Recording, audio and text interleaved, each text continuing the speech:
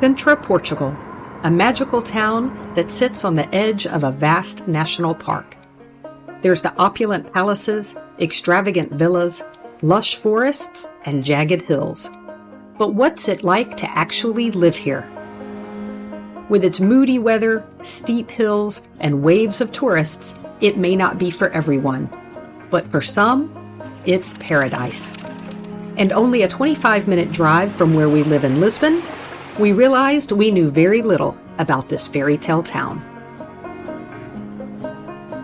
We chatted with both locals and expats, and what we discovered truly surprised us. Sintra isn't just a postcard-perfect destination or a UNESCO World Heritage site. It's full of centuries of history with a growing expat community. From peaceful beaches and a relaxed pace of life to endless hiking trails through misty forests, Sintra offers so much more than meets the eye. Whether you're a retiree looking for tranquility, an expat searching for a fresh start, or a digital nomad dreaming of a home with castle views and the ocean just minutes away, Sintra has a unique magic of its own. In this video, we're exploring what it's like to live in Sintra, covering everything you need to know from public transport, must-see attractions, housing, and even what it would cost to put down roots in this extraordinary place. Are you ready? We are.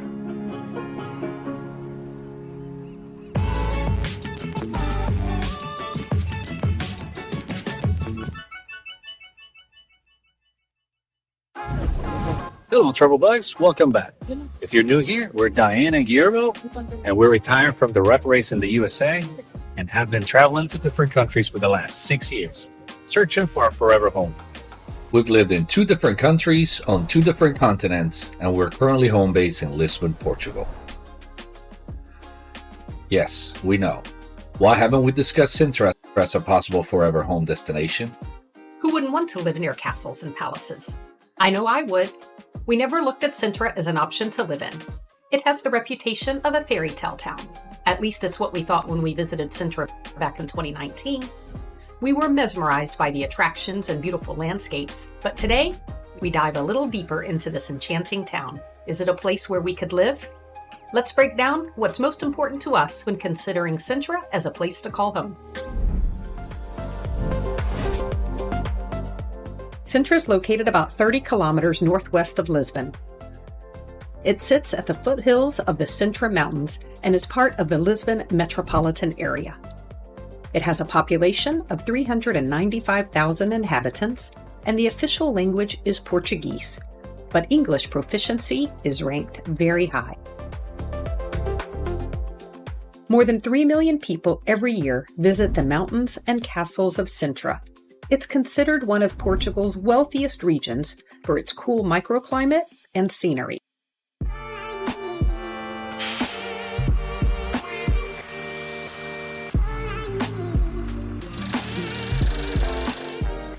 The nearest airport to Sintra is the Lisbon Airport, approximately 30 kilometers away. The most economical and straightforward way to travel to Sintra from Lisbon is by train. Trains depart regularly from Rocio Station in central Lisbon, Cais de Sodre, and Oriente Station. The journey takes approximately 40 to 50 minutes if you think of commuting daily.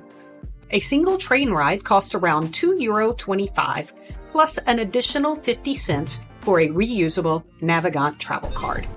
There are 2 types of cards, the occasional card and the fixed card. If you are a frequent traveler, then the fixed card has a 30-day unlimited pass for €40, and you can travel unlimited in Lisbon using the trams, buses, metros, and trains from Setúbal to Mafra. There are direct bus services to Sintra from the resort towns of Estoril and Cascais. They both take about 30 minutes and cost €2.60 for a single ride. For the tourist, there are also hop-on hop-off buses around the monuments and attractions that will set you back €12.50. If you want to have a car, you can use the IC19 from Lisbon, a route that does not have any tolls, and Uber rides run about €20 to €25.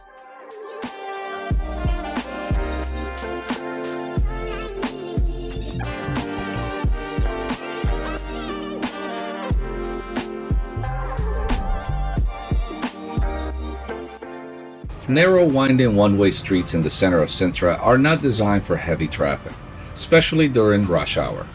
We hear parking is limited and everyone seems to be looking for spots to park. We've been told that it's not wise to have a car in Sintra. Besides the buses, taxis and tuk-tuks are in abundance.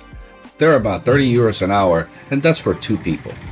You see that it can get very expensive.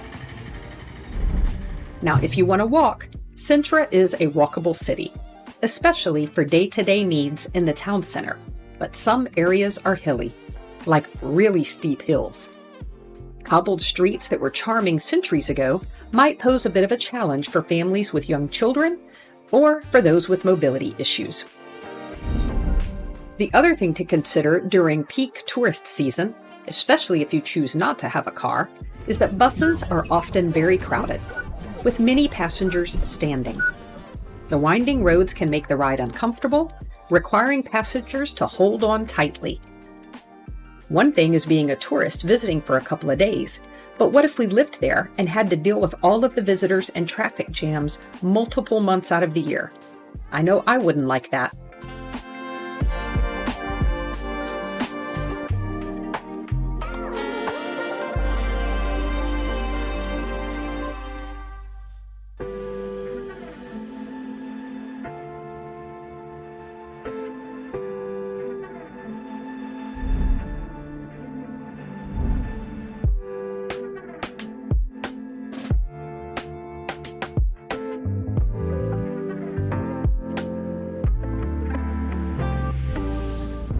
The area around Sintra offers some of the most spectacular scenery in all of Portugal. The landscape has a bit of it all: mountains, forests, and coastlines, which means that hikers can experience a range of different trails. One of the reasons why the surrounding landscape remains so unspoiled is that Sintra sits on the edge of a vast national park.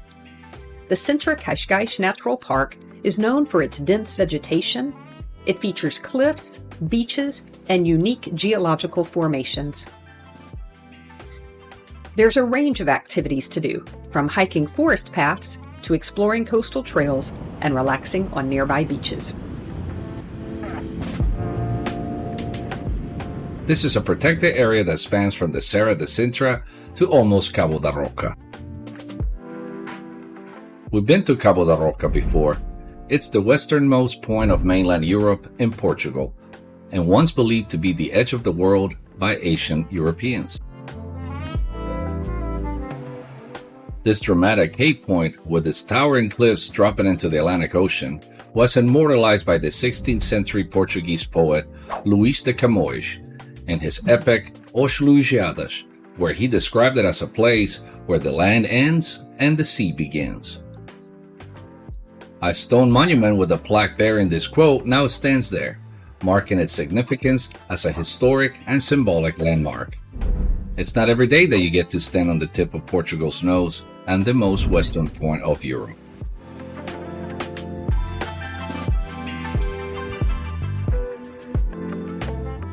We also found out about a new project currently underway. It's a new ecological park designed to restore the landscape and enhance the coastal area by encouraging the local community and visitors to understand the importance of environmental preservation. It sounds like a really ambitious project, but we're glad to see Sintra's commitment to balancing tourism with conservation. Sintra is not just about preserving the castles, it's about safeguarding the entire ecosystem.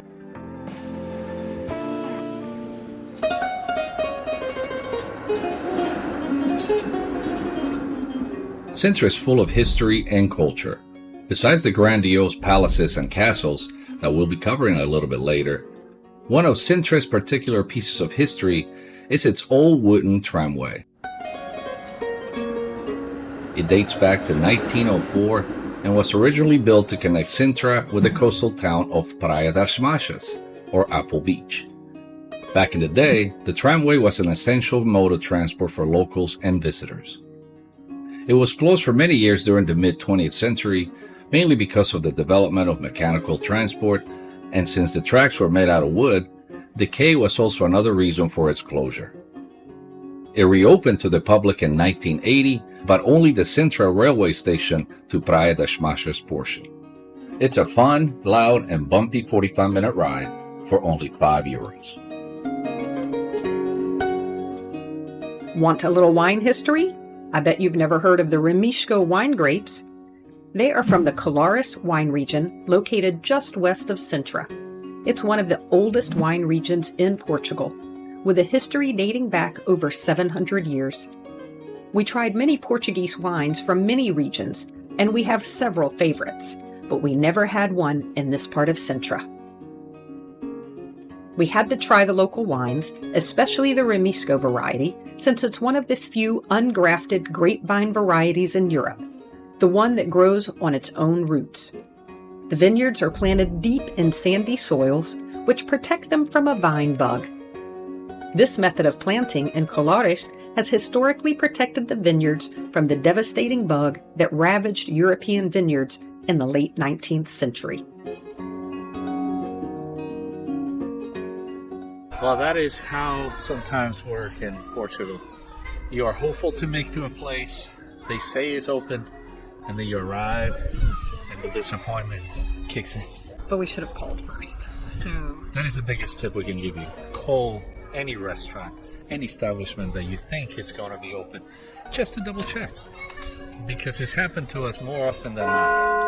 Well, that's our cue. It's time to shut the hell up and go. The first recorded mention of Colares wine dates back to the 13th century. But after World War II, demand for Colares wine dropped, and much of its vineyard land was lost to urban development and tourism.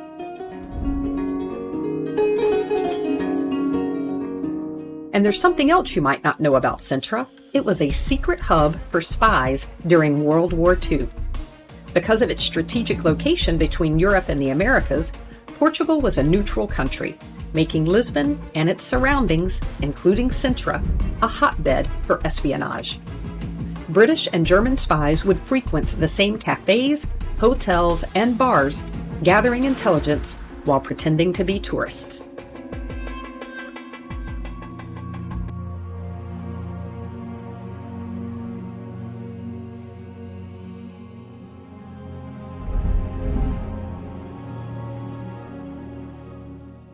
And of course, you cannot talk about Sintra and its history without mentioning the abundance of the magnificent palaces in the region. Sintra is home to some of Portugal's most stunning historic palaces, many of which were summer retreats for Portuguese royalty and inspiration for artists, poets, and writers throughout history. This 19th century design style was inspired by a love of art and the mysticism of ancient cultures, creating decorative buildings, of which Palácio da Pena is the greatest example.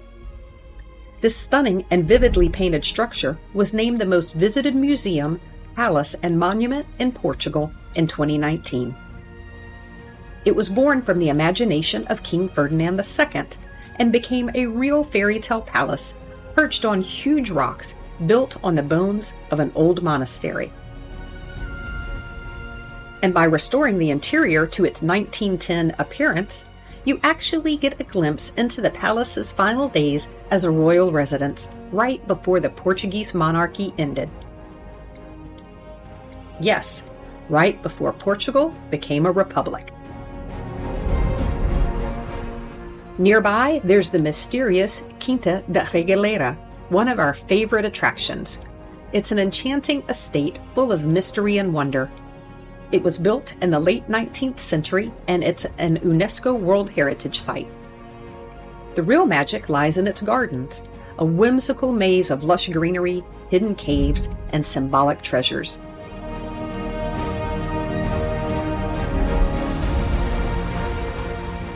The standout feature? The Initiation Well, a 27-meter-deep inverted tower with a spiral staircase. Rumored to be tied to the secretive Knights Templar rituals.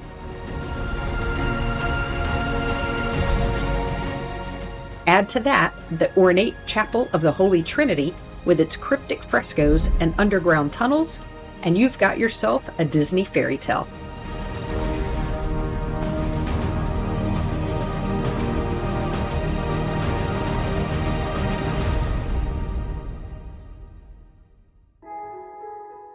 The Montserrat Palace is also a 19th century estate, blending Gothic, Moorish, and Indian architectural styles.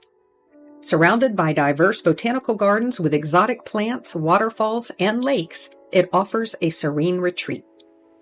The palace's intricately carved arches, domed ceilings, and ornate stucco work reflect its eclectic design.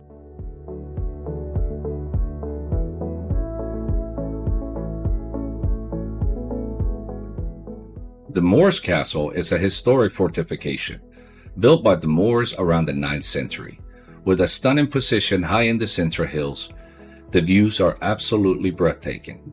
You can walk the walls in about an hour and then hike down to historic Sintra.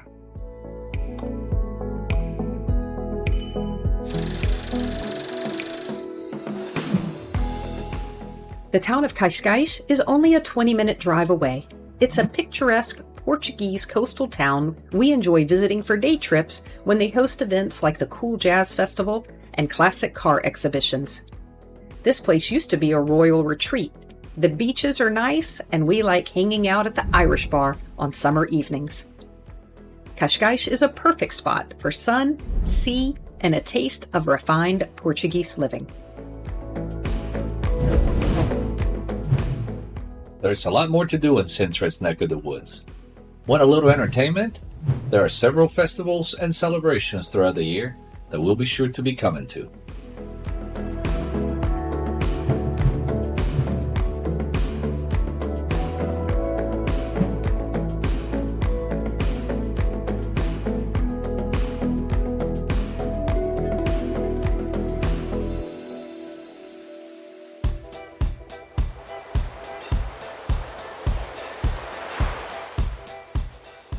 Sintra's beaches are totally different from the calm, golden beaches in the Algarve and Lisbon.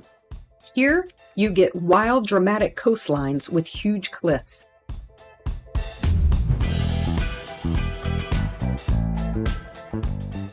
One of the most famous beaches is Praia da Adraga with its crazy rock formations. We had an excellent and well-priced lunch at the restaurant Da Adraga. We highly recommend it. Service was superb, and you can't get fish any better than this. That's some good, fresh fish. Praia Grande is the largest beach in Sintra. Surfers love the continuous waves, and there's a huge natural seawater pool at one end that is great for families. Praia da Ursa is a wild, secluded beach known for its dramatic beauty, golden sand surrounded by steep cliffs and striking rock formations, including the bear-shaped one that inspired its name. Praia das Massas is a favorite beach frequented by locals with a small village nearby, full of cafes, restaurants, and the historic tram that takes you to Old Town Sintra. They are small beaches without the amenities that we're used to in Mexico, but we actually like it better this way. A lot more relaxing and quiet, but the ocean temperature still remains frigidly cold.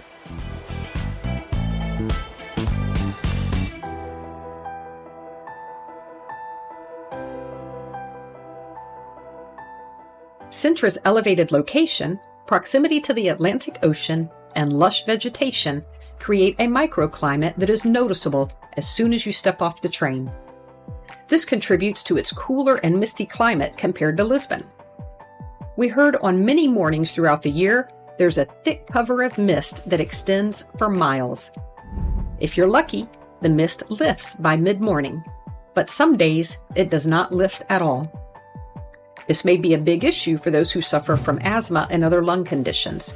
I suffer from asthma, and the heavy, humid winters of Lisbon affect me terribly. Homes in Portugal were built to keep the heat out and not the cold. Humidity in the winter can translate to mold, something to keep in mind. The rainy season starts in October and goes until April. The hottest month is typically August, with average high temperatures reaching around 81 degrees. In contrast, January is the chilliest month, where temperatures average around 48 degrees during the day, but December is the rainiest month.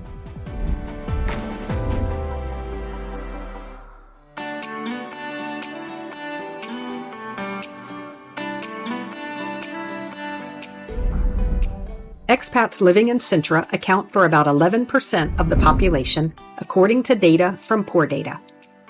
While the expat scene isn't as big as Lisbon, it's growing fast, especially with more people looking for peaceful, nature-filled alternatives and an affordable cost of living with easy access to the capital.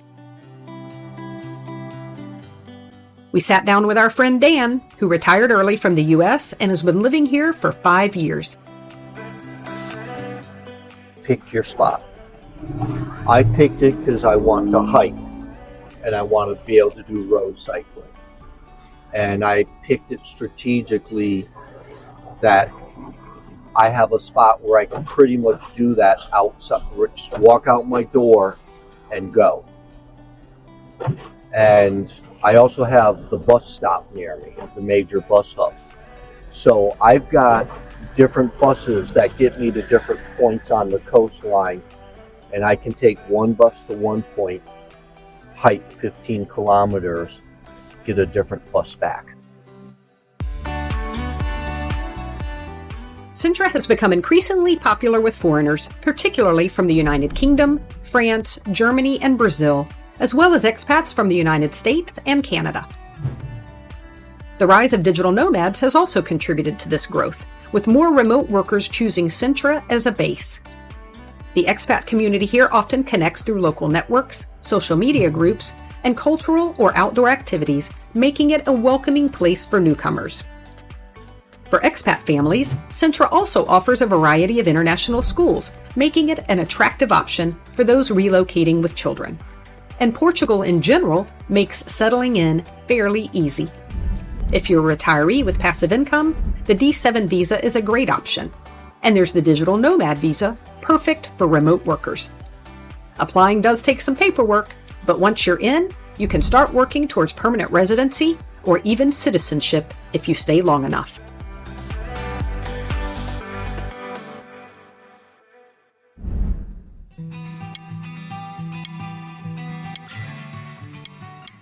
The neighborhoods in Sintra each have their own unique charm and amenities. While we didn't have the time to explore every single one in depth, we reached out to Paulo and Bruno from Exclusive Homes Portugal. They are real estate professionals who are highly recommended by expats and work with many Americans. They know the market inside out and gave us valuable insights on where expats are choosing to live and how the market is evolving in Sintra. Sintra's real estate market grew by 10 to 15% annually in the last 3 years, driven by a surge in demand from both local buyers and foreign nationals. Around 40% of all transactions in the area involve high-end or luxury homes, highlighting the region's appeal to wealthier buyers. There are new residential developments also emerging in the outskirts of Sintra, where land is more affordable. These projects focus on modern villas and apartments, catering to the growing expat community and families looking to be close to Lisbon without the congestion of city life. Some of the recommended neighborhoods by Paulo and Bruno that expats tend to gravitate to are Colares, a favorite summer destination for alfacinhos, and one of the best areas to raise a family. You'll see little kids playing on the streets, there are big villas with swimming pools, tennis courts, and it's close to the CUF private hospital. This compact cobblestoned neighborhood has winding streets lined with pastel-colored buildings, artisan shops, and cozy cafes. Its famed iconic landmarks like the Palacio Nacional de Sintra, it can get very busy and prices go up during tourist season. Portela de Sintra. This area, while still relatively close to the historic center, has a more modern feel with newer buildings, shopping options, and residential areas. Like it because it checked my boxes. I've got an area to hike. I've got an area for road cycling. I've got access to Lisbon. And I'm in a neighborhood where I can basically walk everywhere.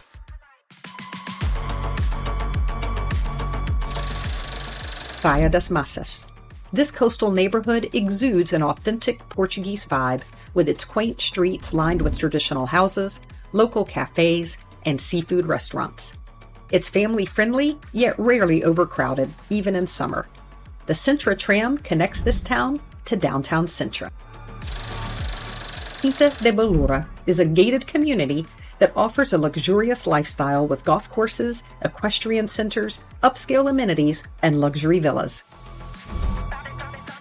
If you're serious about finding a home here, Paulo and Bruno from Exclusive Homes Portugal can help. Paulo specializes in Lisbon and the surrounding areas, while Bruno focuses on Porto and surrounding areas in the north. Check out the link in our description to contact them, and don't forget to mention that Seeking Paradise Bugs refer you. You'll be seeing more of them in our upcoming videos as we explore different areas throughout Portugal. They'll help us navigate the real estate markets, offering expert advice and insider knowledge.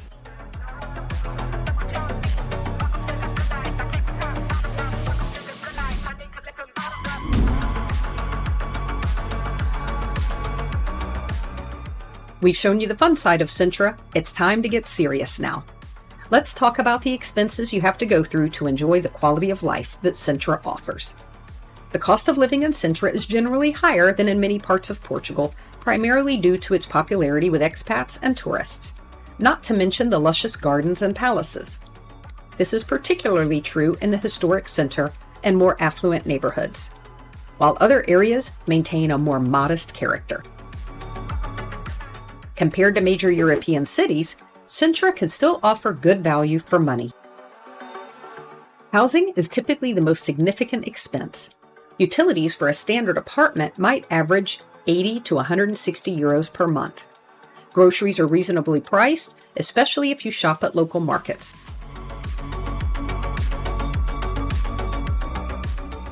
Dining out can be more expensive in tourist-oriented restaurants, but there are plenty of affordable local eateries as well.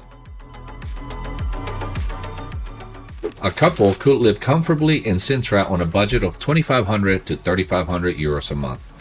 These numbers can vary depending on a lifestyle and specific location. It is still more affordable than our hometown in Virginia and about 30% less expensive than our current cost in Lisbon.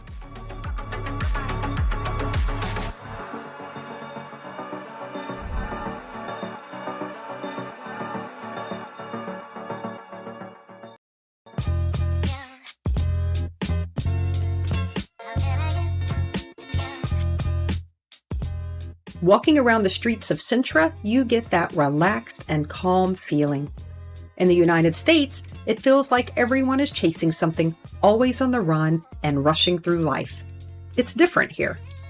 Quality of life in Portugal, but particularly in Sintra, is all about balance, enjoying a laid-back, culturally rich lifestyle while still being close enough to Lisbon for modern conveniences. Expats appreciate the simplicity of daily life, where a morning coffee at a local cafe is a moment to connect and take in centuries of history while being surrounded by breathtaking natural beauty.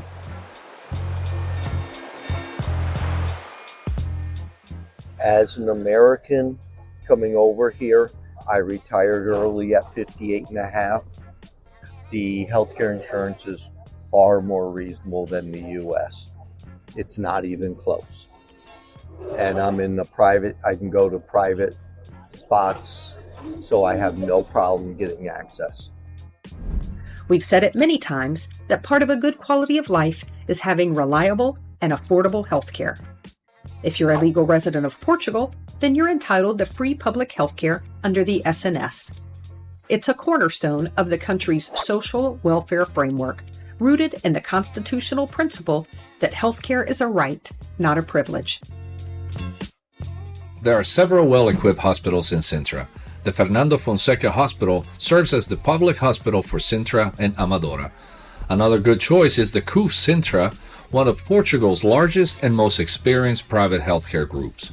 Furthermore, despite being located in the west of Lisbon, Hospital da Luz is another renowned private hospital that is easily accessible from Sintra and the surrounding areas. It's our go-to hospital in Lisbon, and we absolutely love it.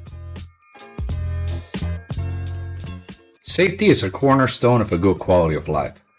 Portugal ranks 7th on the 2023 Global Peace Index. Residents here enjoy a serene lifestyle with far less concern for safety than in many urban centers worldwide.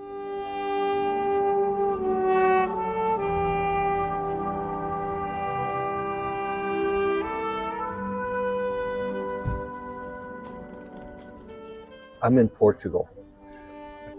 Okay. Need I say more? I'm in one of the safest countries in the world. Residents here enjoy a serene lifestyle with far less concern than in many urban centers worldwide. According to Gallup's 2024 Global Safety Report, 83% of people in Portugal felt safe walking alone at night in their local areas in 2023. A figure that's likely representative of Sintra given its tranquil, touristy-friendly, and well-policed nature. Sintra strikes a rare balance for tranquility and connectivity, making it a good choice for retirees, families, and digital nomads. We hope this video gave you a glimpse of what Sintra has to offer if you're thinking of a move to Portugal. If you found this video valuable, you'll love this video next. Don't forget to like, subscribe, and hit the bell for more updates from us on life in Portugal and beyond. Thanks for watching, and we'll see you in the next one.